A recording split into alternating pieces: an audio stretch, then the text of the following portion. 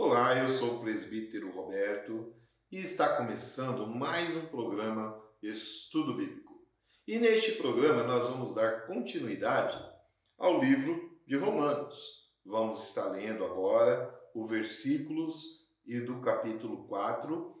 Sempre eu digo aqui e gosto de ressaltar, estou usando uma Bíblia de estudo, que é a Bíblia traduzida do João Ferreira de Almeida, com várias referências e variantes. Isso não quer dizer que eu não use outros livros de outros autores, não vou citá-los, mas procuro sempre dar a explicação em cima desta base aqui.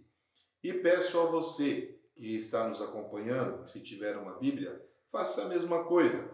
Nos acompanhe aí com a sua Bíblia. Vamos estar estudando Romanos, capítulo 4. Mas antes, porém, fique com a vinheta do programa e eu já volto.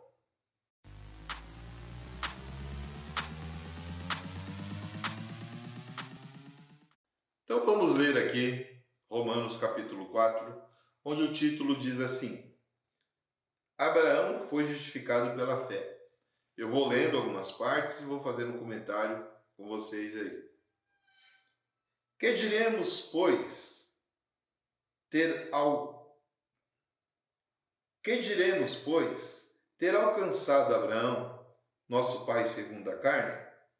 Porque se Abraão foi justificado pelas obras, tem que se gloriar, mas não diante de Deus. Pois que diz a Escritura? Creu Abraão em Deus, e isso lhe foi imputado como justiça? Ora, aquele que faz qualquer obra, não lhe é imputado o galardão, segundo a graça, mas segundo a dívida. Mas aquele que não pratica, porém crê que justifica o ímpio a sua fé, lhe é imputada como justiça. Assim também Davi declara bem-aventurado o homem a quem Deus imputa a justiça, sem as obras, dizendo, bem-aventurado aqueles cujas maldades são perdoadas e cujos pecados são cobertos. Vamos dar uma parada aqui, nesse número 7, e vamos dar uma lida aqui, onde fala que creu Abraão em Deus. Vamos entender essa parte. Creu Abraão em Deus está aqui no capítulo 3, no versículo 3. Pois que diz a Escritura, creu Abraão em Deus, e isso lhe foi imputado como justiça?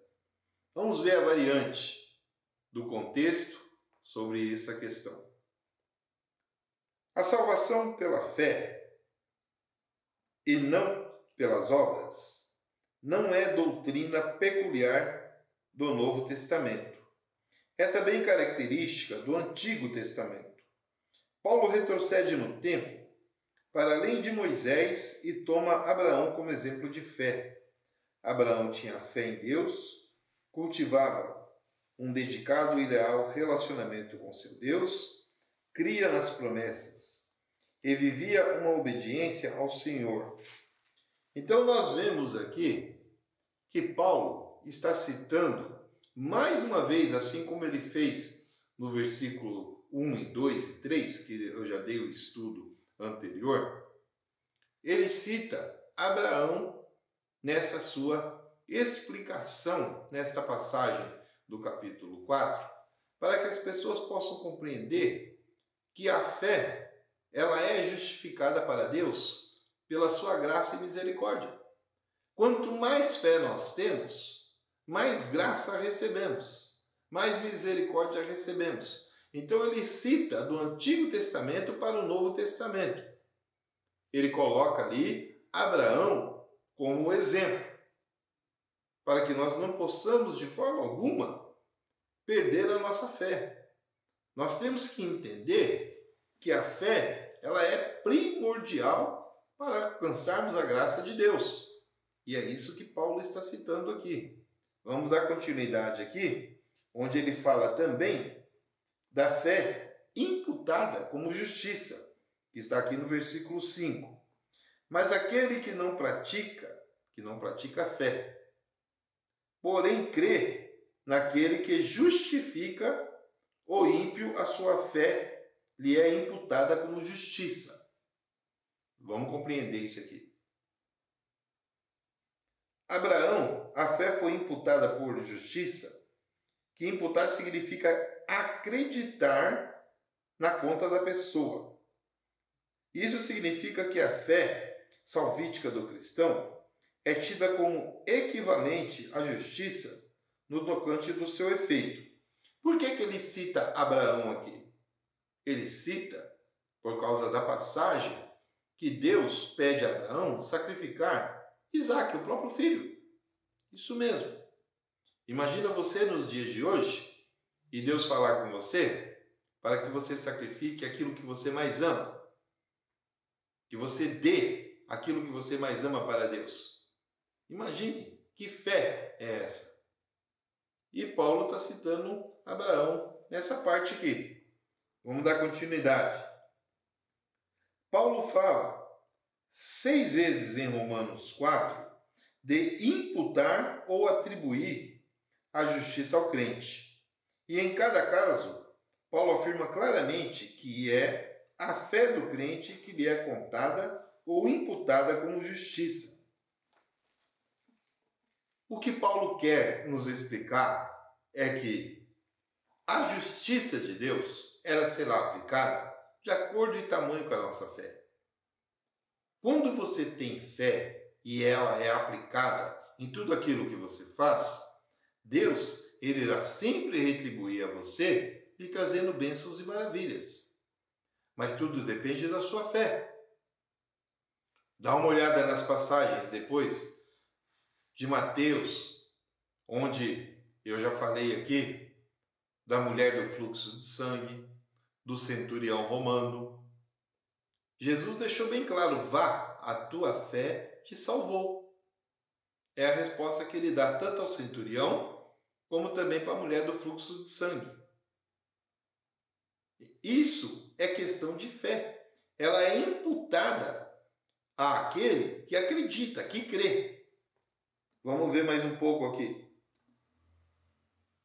Imputar a fé do crente como justiça não é, porém, resultado exclusivo da nossa fé em Cristo ou da nossa entrega a Ele. É, acima de tudo, um ato de graça e de misericórdia divina. Olha que maravilha isso. Quanto mais fé você tem, mais graça e misericórdia nós recebemos. E é isso que Paulo está transmitindo para nós aqui nessa passagem. E é isso que ele está falando. Quando Deus vê o coração do crente voltado para Cristo com fé, ele lhe perdoa graciosamente os pecados e imputa-lhe a fé como justiça e aceita-o como seu filho. Vamos dar uma olhada lá para Davi. A fé de Davi era enorme, mas ele cometeu vários erros. Davi cometeu várias falhas.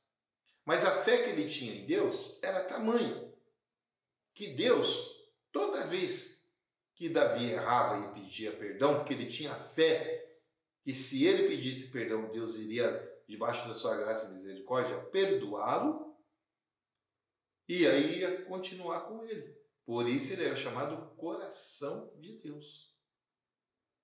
Está compreendendo isso?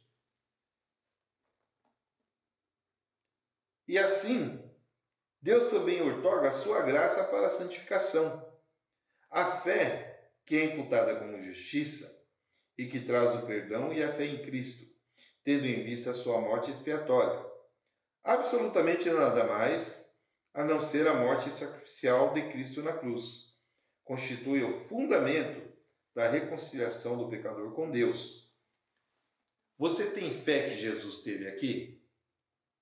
Você tem fé que Jesus foi pregado na cruz e ressuscitou? Olha Tomé, por exemplo. Tomé, para a fé dele aumentar, que era Jesus que estava na frente dele, ele pediu para tocar em Jesus ali nas feridas. Tocar em Jesus nas feridas. Olha como é. A fé dele só iria prevalecer se ele tocasse nas feridas de Jesus, se ele visse as marcas. Por esse motivo, ali em Apocalipse fala que nós ainda iremos ver as marcas em Jesus. Pois talvez muitos não irão acreditar que aquele que irá se representar, aquele que irá nos receber, seja mesmo Jesus. Eles podem ficar na dúvida. Olha como é a situação daquele que tem pouca fé. Olha como é. Vamos continuar aqui.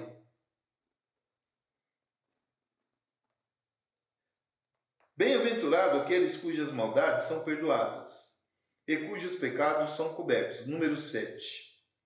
Aquele cujos pecados são cobertos está citado também em Salmo no versículo 32, no hino 2. Mostra que tanto Davi como Paulo criam que a fé contada como justiça abrange o perdão do pecado e a reconciliação com Deus. É uma dádiva da misericórdia de Deus através da morte de Cristo na cruz. Quando nós erramos e pedimos perdão, falei quase agora sobre isso. Davi errou muitas vezes. Davi vivia pedindo perdão para Deus. Pela graça, ele sempre era aceito. Pela misericórdia, ele sempre era abençoado. E aqui está falando a mesma coisa, que no Salmo 32, Davi cita a mesma coisa que Paulo está falando. Que nós temos que ter fé, temos que acreditar que tudo vai mudar. Tudo irá mudar. Está difícil, a situação está complicada, mas vai mudar, vai melhorar as coisas. Você tem fé para isso? Vamos continuar aqui, a partir do 8. Bem-aventurado o homem a quem o Senhor não imputa o pecado. Vem, pois, esta bem-aventurança sobre a circuncisão somente ou também sobre a circuncisão? Porque dizemos que a fé foi imputada como justiça a Abraão. Como lhe foi, pois, imputada? Estando na circuncisão ou na incircuncisão? Não na circuncisão, mas na incircuncisão. E recebeu o sinal da circuncisão, selo da justiça e da fé, quando estava na incircuncisão, para que fosse pai de todos os que creem, estando eles também na incircuncisão, a fim de que também a justiça lhe seja imputada. Dá uma parada no 11 aqui para você compreender um pouco sobre essa questão de circuncisão e circuncisão. Falei já disso no programa passado e quero falar novamente. Quando Paulo cita Abraão e fala sobre circuncisão e incircuncisão, é porque Abraão ele foi aceito por Deus e reconhecido como pai de multidões, não tendo sido circuncisado. E era necessário que todos aqueles que estivessem com ele, que também não tinham sido circuncidados, também tivessem, pela fé, sido salvos. Porque Abraão foi considerado o pai de multidões, mesmo sem estar sendo circuncidado. E muita gente não consegue compreender essa parte, não consegue entender. Vamos continuar aqui. Versículo 13. Porque a promessa de que havia sido herdeiro do mundo não foi feita pela lei a Abraão ou a sua posteridade, mas pela justiça da fé. Pois, se os que são da lei são herdeiros, logo a fé é vã e a promessa é aniquilada. Porque a lei opera a ira. Porque também, onde há a lei, também há transgressão. Portanto, é pela fé, para que seja segundo a graça, a fim de que a promessa seja firme e toda a posteridade, não somente a que é da lei, mas também a que é da fé, de Abraão, o qual é pai de todos nós. Vamos dar uma parada aqui no 16, para compreendermos um pouco sobre essa questão. A fé do nosso pai Abraão, no versículo 12. A fé que Abraão tinha era uma fé genuína, pela qual ele perseverava, cria, confiava, obedecia, fortalecia-se, dava glória a Deus. Esse é o tipo de fé que nos torna filho de Deus. Onde começou a fé de Abraão? Ela começou a partir do momento que ele estava junto de sua família, junto de seus pais, junto da sua parentela. Quando Deus falou com ele e disse: saia da sua parentela, pois eu serei contigo. Ali começou a fé de Abraão, porque ele acreditou, ele teve fé que aquela voz que ele estava ouvindo era uma voz que iria prevalecer na vida dele. Isso é fé, é se dedicar, é jogar de joelhos perante a Deus. Porque Deus ele estava falando com Abraão de uma forma que ele não tinha falado com ninguém. O único que ouviu a voz de Deus foi Abraão. Nenhum outro ali, nem seus pais, nem seus tios, ninguém ouviu Deus falar com eles. E Abraão chega para os seus pais, chega para a sua família e diz: eu ouvi Deus e Deus mandou sair daqui e levar o que eu tenho. É fé. É fé. É claro que a família dele, o pai, a mãe e outros, não compreenderam. Talvez eles tivessem colocado uma série de imposições para Abraão não sair dali. Abraão, para, que voz é essa que você está ouvindo, rapaz? E isso acontece nos dias de hoje com a gente. Porque quando nós temos fé que Deus falou conosco e queremos tomar uma atitude, uma decisão, vamos dar uma olhada naqueles que são missionários, que vivem da obra, mas os verdadeiros, que Deus falou com ele. Olha o que acontece com esses homens e mulheres que realmente são levados por Deus em lugares longínquos ou até mesmo aqui no nosso país. Quantas coisas, quantas dificuldades esse povo passa. Quanta tribulação, quanta perseguição. Não tem lugar para dormir, não tem lugar para ficar, passam por fome. Pessoas que prometem coisas para eles quando chegam em determinado lugar não cumprem. Mas a fé deles é tão grande que eles não desistem, continuam fazendo a obra. Mas há outros, infelizmente, que dizem que foram chamados por Deus, param de trabalhar, param de tudo, e na verdade não foi Deus que chamou. Estão vivendo da obra, mas não foi Deus que deu o chamado. Está dando certo, mas não é o chamado dele. Porque muitas vezes acontecem algumas coisas e eles desistem, eles param. Mas há outros que eu já vi, homens de Deus, que perdeu filho pequeno em acidente, que estava fazendo a obra, perdeu o carro zero, que ganhou pela obra, e ainda assim continua fazendo a obra, não desistiu. Mas outros aí, que passou por uma peleja muito menor, desistiram com uma facilidade muito grande. Esse não tem chamado, a fé dele não é tanta. Estou terminando o nosso primeiro bloco. Fique aí com os nossos cooperadores e eu já volto.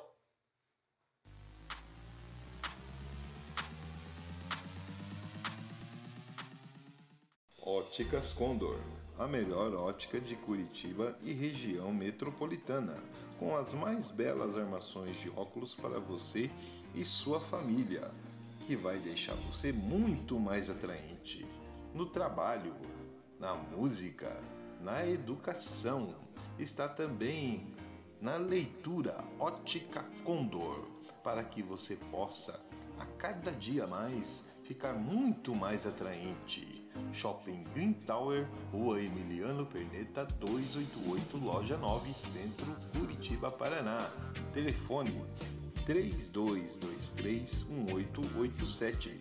Também atendimento pelo celular 984453353. Óticas Condor.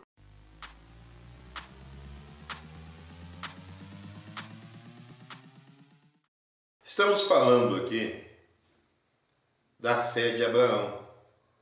Eu estive falando para vocês sobre os missionários da fé, homens e mulheres de Deus, que têm feito a obra. Pessoas que realmente têm feito uma obra e vivem desta obra.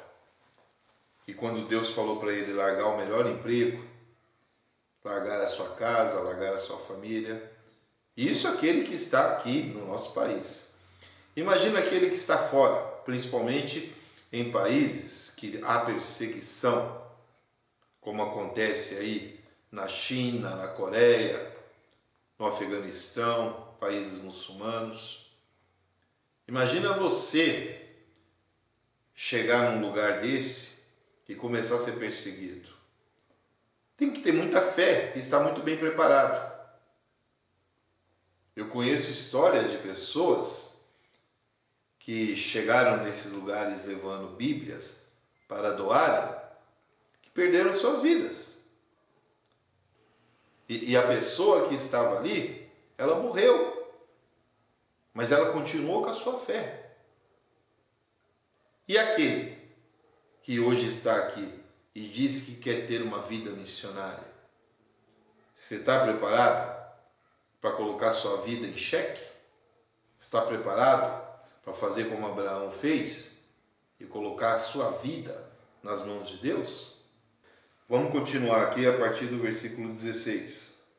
Portanto, é pela fé, para que seja segundo a graça, a fim de que a promessa seja firme a toda a posteridade, não somente a que é da lei, mas também a que é da fé de Abraão, o qual é pai de todos nós.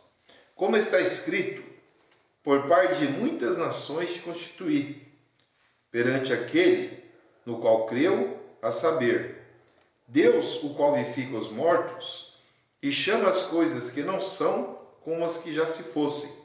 Vamos dar uma parada aqui no versículo 17 e vamos dar uma lida aqui nas entrelinhas para poder compreender. Fala pela fé. Os crentes são salvos somente pela fé mediante a graça. Devem ser notados, no entanto, duas verdades bíblicas a respeito da natureza da fé para a salvação. Embora a pessoa seja salva pela fé somente, a fé que salva não é algo único. Tiago declara que a fé sem obras é morta. Paulo diz que é a fé que opera por caridade. A fé para a salvação é uma fé tão vital que não pode prescindir da expressão do amor, da obediência para com o Salvador e de serviço ao próximo. A fé consiste na confiança em Deus para o perdão dos pecados, mas que não inclui na parte do pecador um sincero arrependimento do pecado e também um compromisso ativo com Cristo como Senhor. Não corresponde à fé para a salvação segundo o Novo Testamento. É antibíblico enfatizar a fé em si mesmo e ignorar o amplo desígnio da salvação e daquilo que ela significa. A salvação pela fé inclui não somente ser salvo da condenação, mas também ser salvo para a comunhão com Deus, para a santidade e para serviço, a prática das boas obras. É por isso que ele cita Tiago, que ele fala que Tiago deixa bem claro que a fé sem obras ela é morta. Quando Tiago cita que a fé sem obras ela é morta, ele está falando de cunho próprio, está falando dele, das coisas que ele vem fazendo, das coisas que Paulo fazia, das coisas que Marcos, que andavam com eles, estavam fazendo. Então, a obra que ele está citando é fazer aí missões, uma vida missionária, evangelizar, bater de porta em porta, ir de casa em casa, entrar em lugares que outras pessoas não querem entrar. Presídio, por exemplo. Há presídios aí que quando você entra, há rebelião no momento que você entrou. E ali acontece muita coisa. Você é pego como refém, vão te usar para tentar sair ou conseguir algumas benfeitorias. Mas há outros lugares também que a vida missionária te leva. Leva para uma favela, onde há lugares dentro da favela que você vai ter que bater de frente com a lei dos traficantes, porque ali quem manda é a lei deles. Você vai ter que estar sujeito a ouvi-los e cumprir o que eles querem. Eles irão deixar você subir na favela, irão você deixar entrar, mas você terá que fazer da forma deles e não da sua. Outro lugar que você tem que demonstrar sua fé missionária, visitando os enfermos, visitamos os doentes, indo nas casas de repouso, lidando com pessoas que estão infectuosas, que muita gente não quer se aproximar, abraçar aqueles que estão doentes, que ninguém quer dar um abraço nele. Você está preparado para fazer tudo isso? E é isso que Tiago está falando. É isso que Tiago está dizendo.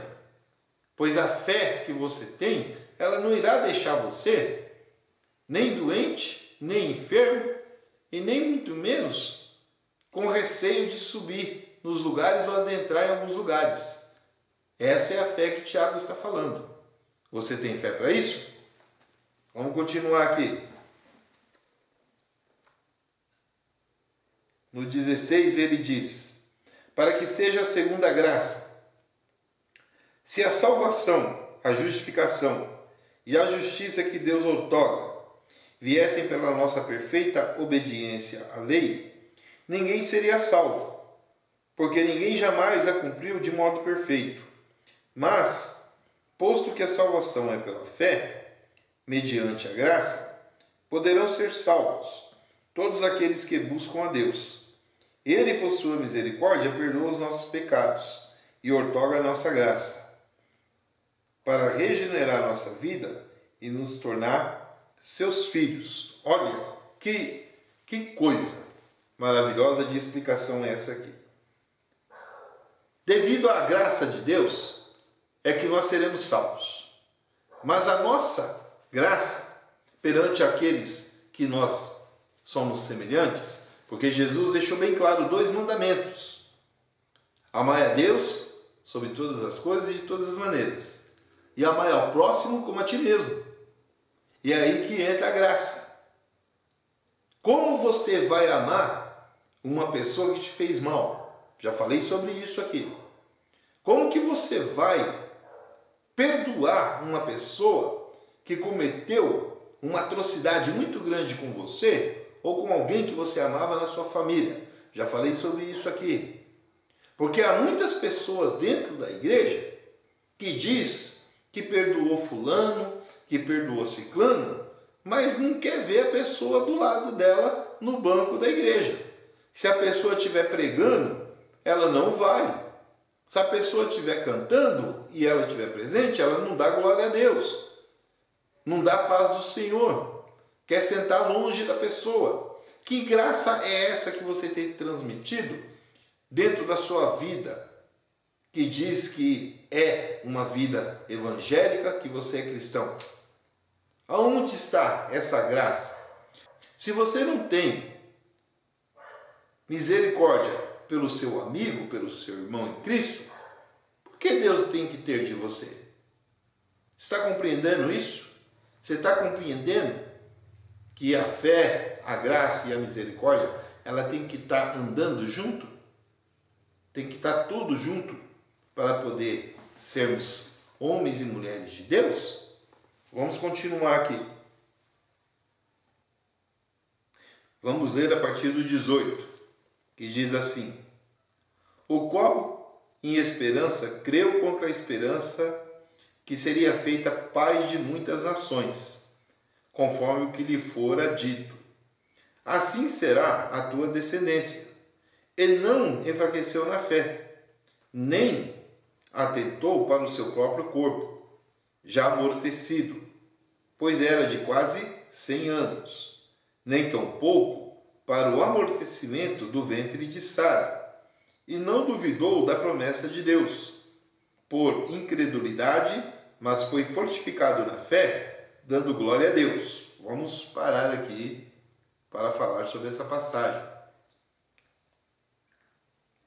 Abraão, ele tinha mais de 100 anos quando ele sai dos seus parentes. A sua mulher Sara não tinha filhos, portanto, ela estava seca do ventre. E isso não faz com que Abraão desista do chamado de Deus. Mesmo Deus falando para ele que ele seria pai de multidões. Pai de multidões.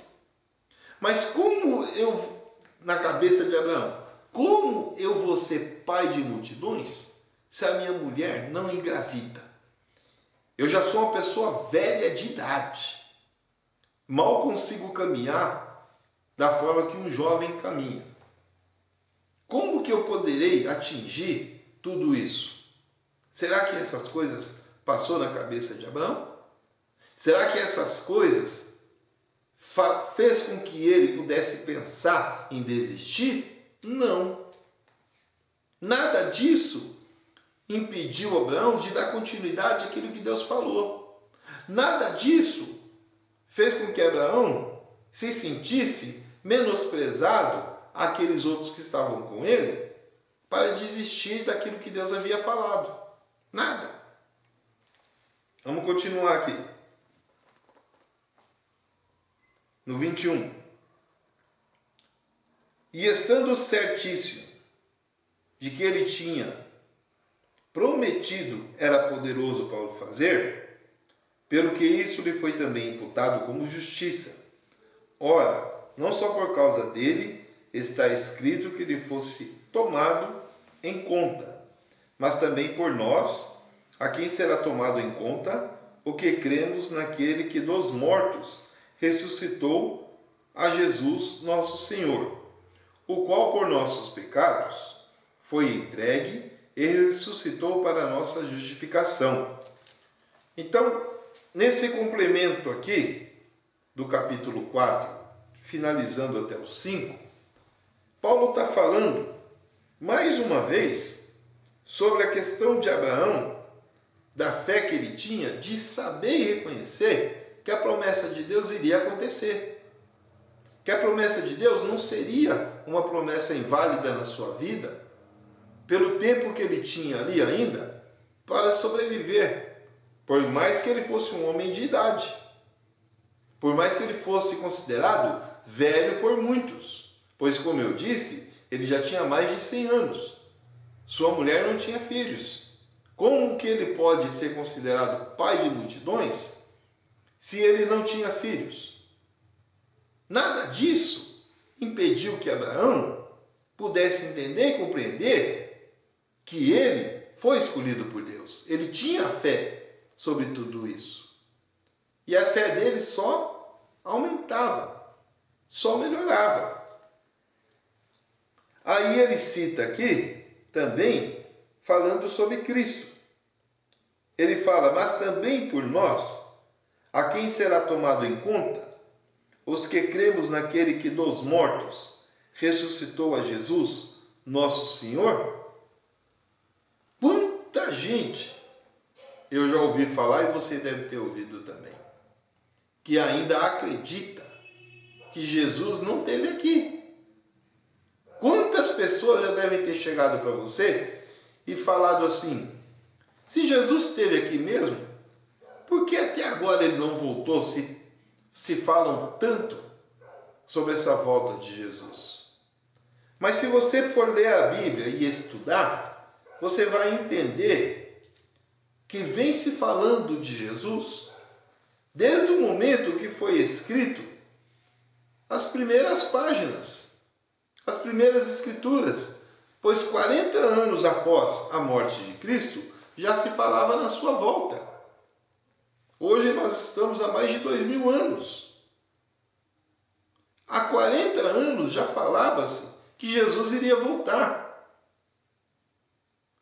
Então as pessoas que estivessem ainda hoje aqui, quando começou a ouvir falar de Jesus há 40 anos, estariam com 2000 anos. E essa pessoa, será que a fé dele ainda estaria, ela debaixo da graça e da misericórdia de Deus, afetada? Há mais de 2000 anos que se fala de Jesus e ele não vem. Será que essa pessoa, se tivesse ela ainda viva, porque é impossível uma pessoa com mais de 2000 anos sobreviver assim. Mas eu estou só conjecturando com você, só conjecturando, para que você possa compreender que falar de Jesus vai vir, falar de Jesus vai voltar e falar que Jesus esteve aqui, para pessoas que não acreditam, que entre aspas é chamado ateu, que não acredita em Jesus, que ele diz que Jesus não esteve aqui, que Jesus não existe, que o céu não existe, que o inferno não existe. Essas pessoas não vão entender e não vão compreender de uma forma tão clara das coisas que estamos falando. Porque é falado que Jesus vai vir há mais de 2000 anos. E na cabeça deles eles acham que não vai vir mais, que nem teve aqui. Está terminando o nosso segundo bloco. Fica aí com os nossos apoiadores e eu já volto para complementar o estudo de hoje, com o nosso terceiro e último bloco.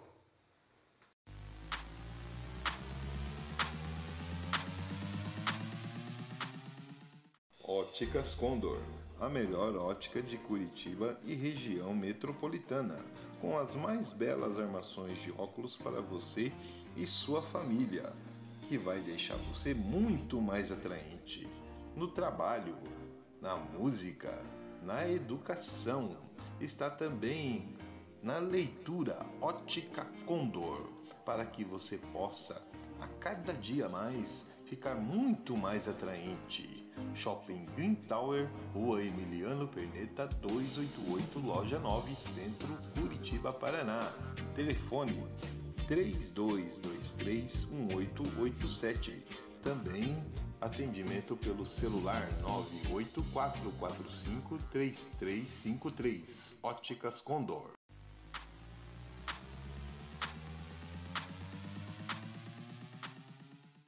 Voltamos aqui e vamos dar continuidade ao estudo do livro de Romanos, no capítulo 5.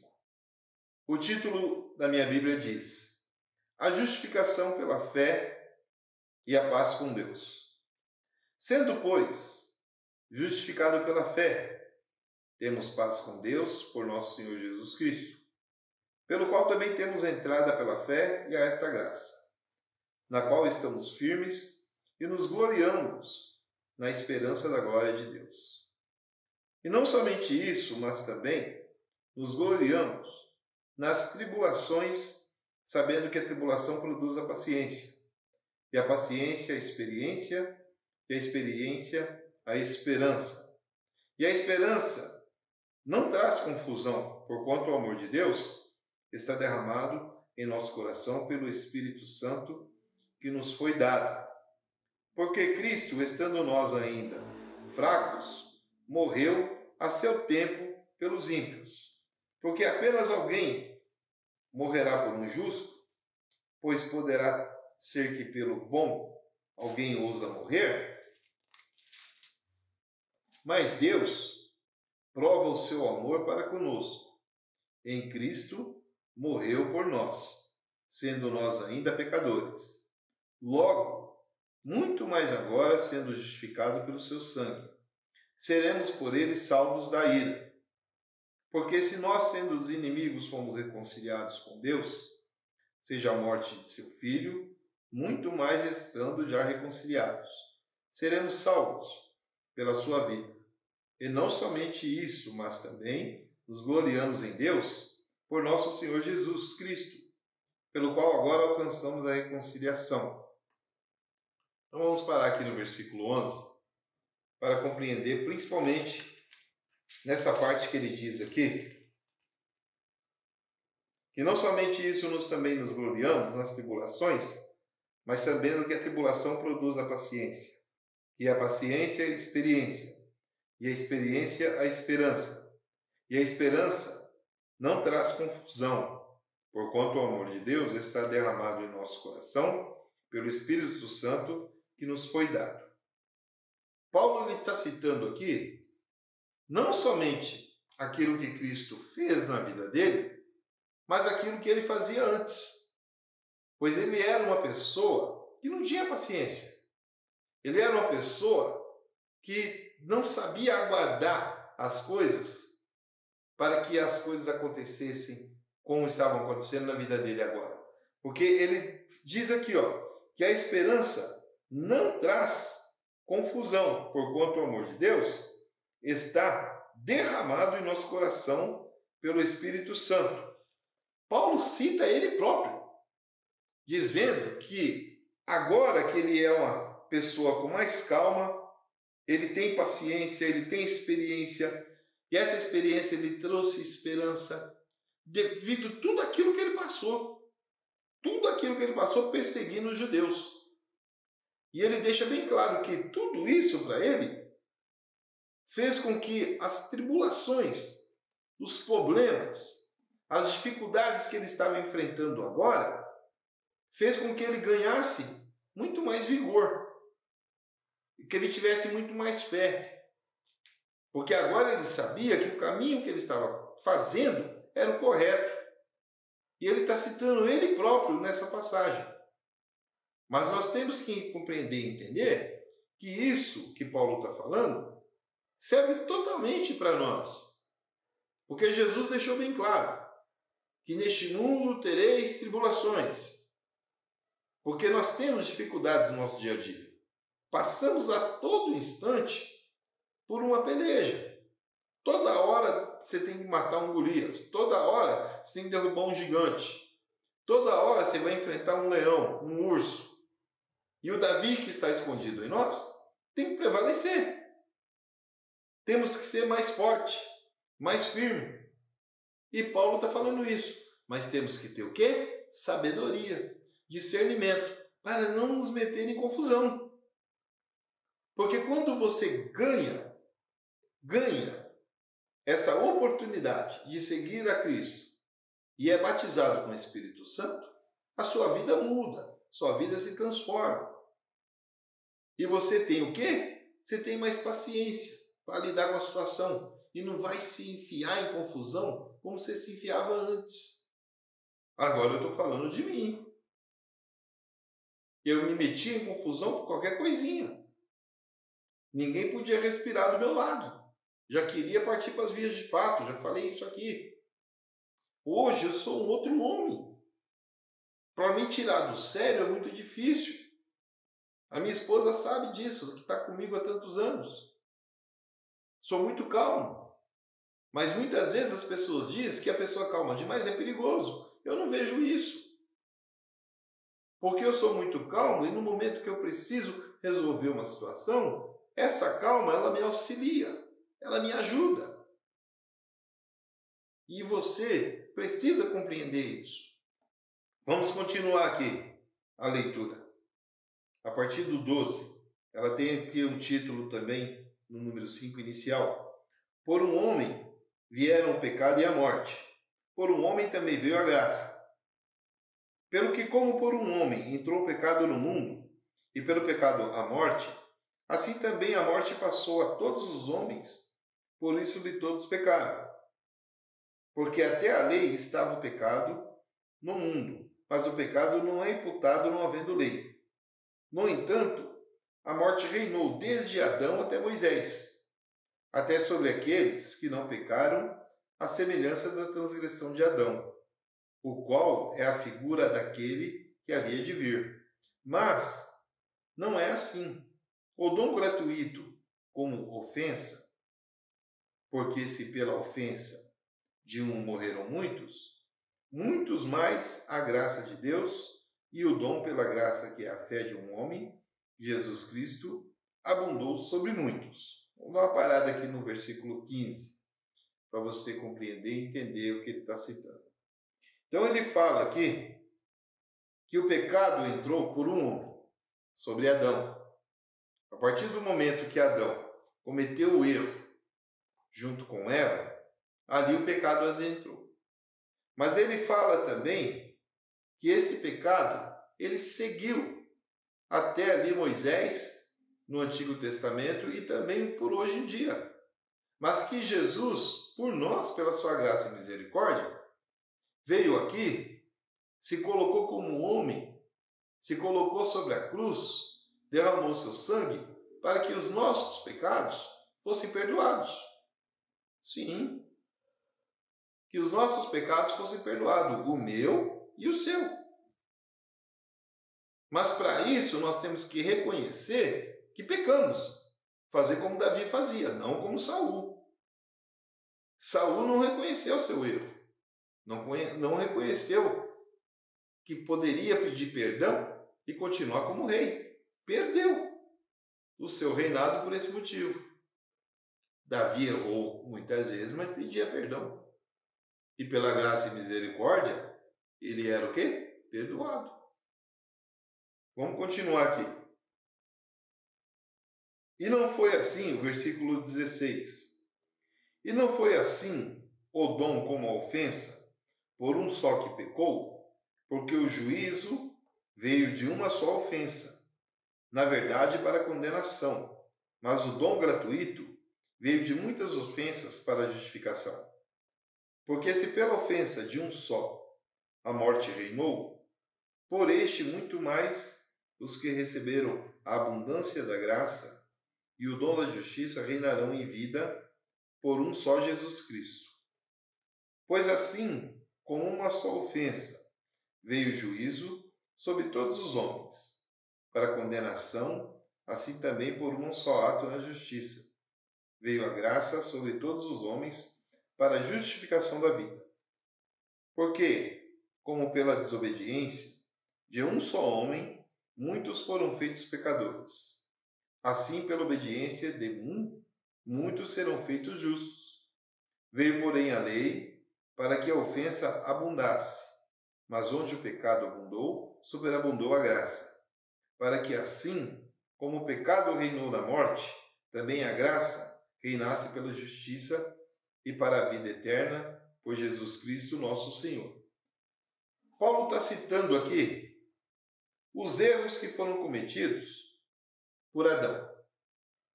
Paulo está citando aqui que a partir do momento que o pecado entrou sobre todos da face da terra, pelo erro de Adão que desobedeceu à ordem de Deus, a graça e a misericórdia veio em consequência de tudo isso para descer sobre nós a vontade de Deus, tudo por intermédio do nosso Senhor Jesus Cristo.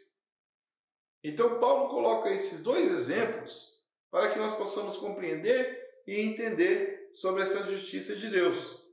Que por mais que o pecado ele se aprofundou em todos nós, pois vivemos debaixo do pecado, mas também veio a graça e a misericórdia de Deus. Quanto mais pecado girou no mundo, mais a graça foi colocada sobre nós. Olha que coisa!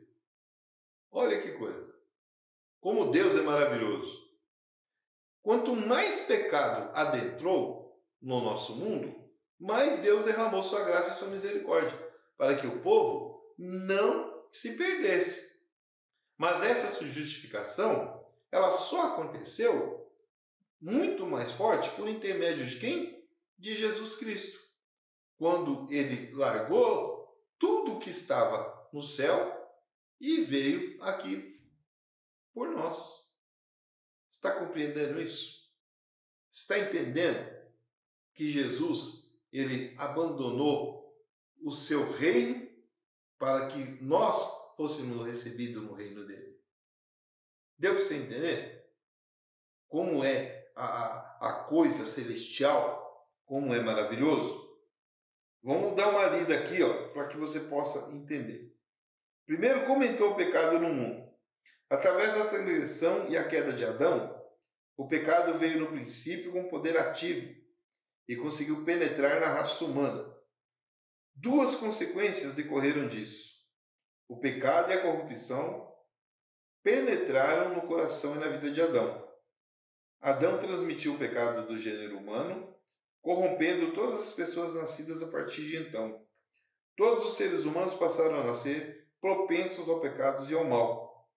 Paulo não explica como o pecado de Adão é transmitido aos seus descendentes, nem diz que toda a humanidade estava presente em Adão, e que assim ela participou do seu pecado e por isso herda sua culpa.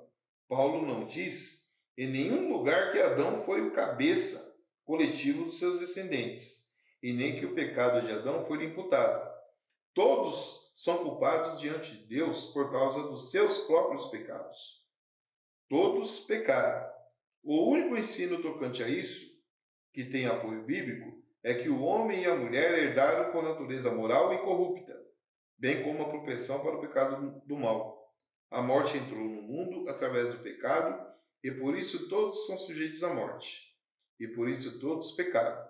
Então nós vemos aqui que Paulo não está colocando Adão como o único culpado para que o pecado estivesse sobre todos nós nos dias de hoje. Ele não diz que Adão é o propulsor do pecado. Não é isso que Paulo está falando. É claro que o pecado ele dizimou com seus filhos, com sua parentela e com outros. Foi aumentando. Mas a culpa não é colocada em cima. O pecado só entrou porque Adão errou. Não. Não é isso que a Bíblia diz. Não é isso que está sendo falado. Não é isso que está sendo comentado aqui. E aqui ele dá uma continuidade. Ele diz assim, que a morte reinou desde Adão até Moisés.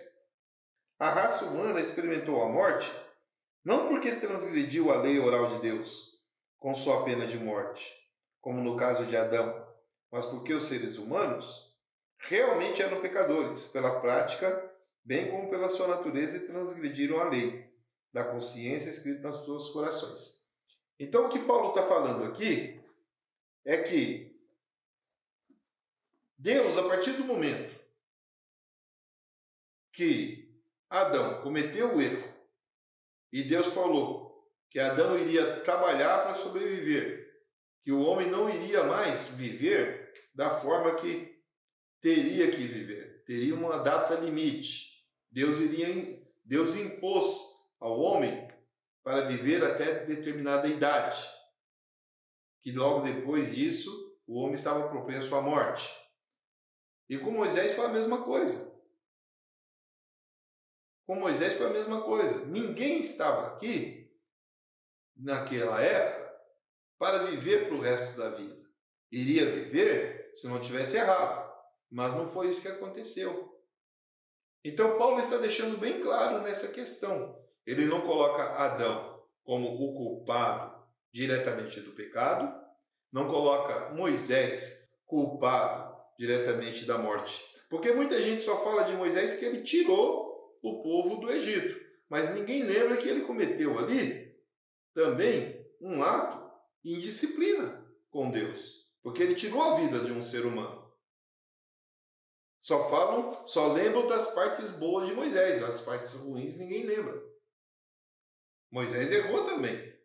Assim como tantos outros erraram. O que você está compreendendo sobre essa questão de fé?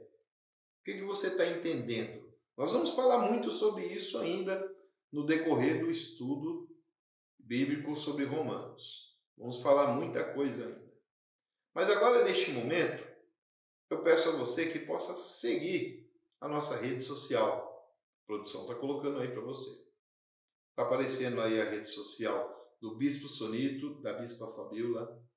Está aparecendo a rede social aí do Presbítero Jobel. A minha rede social da missionária Neuza. O nome da igreja, nosso endereço. Estamos localizados aqui em Colombo, no Parque dos Lagos. É bem próximo de Curitiba. Está em torno de 25 minutos para quem vem de carro. Se você vier de ônibus, é um pouco mais longe. Mas se você quiser nos fazer uma visita, está os dias aí de culto. Terça-feira, 20 horas. Quinta-feira, 20 horas. Sábado são os cultos de apartamento. E no domingo, o culto da família, 19 horas. Mas eu lhe peço também que você possa nos auxiliar no nosso trabalho missionário, na obra que fazemos aqui.